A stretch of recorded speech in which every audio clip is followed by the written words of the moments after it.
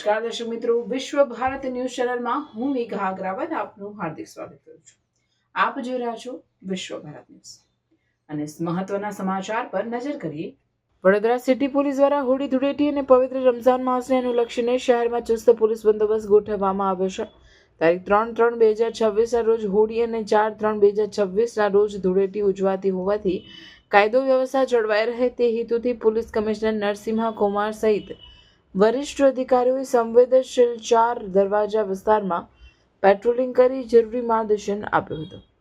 બંદોબસ્તમાં 7 DCP, 11 ACP, 50 police inspector, 120 police sub inspector, 4 SRP company, 1 platoon, SDRF, home guard સહિતનું મોટું દળ તૈનાત રહેશે. મહત્વના ટ્રાફિક પોઈન્ટ પર વિશેષ ટ્રાફિક વ્યવસ્થા ગોઠવાશે.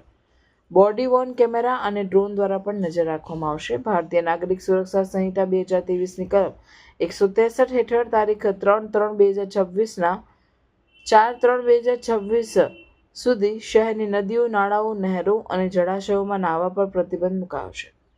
જાહેર જગ્યાએ કાદવ, રંગ કે કેમિકલ ફેંકવા તથા બળજબરીથી હોડી ઉઘરાવવા પણ મનાઈ છે. હુકમનો ભંગ કરનાર સામે ભારતીય ન્યાય સંહિતા 2023ની કલમ 223 મુજબ કાર્યવાહી કરવામાં આવશે.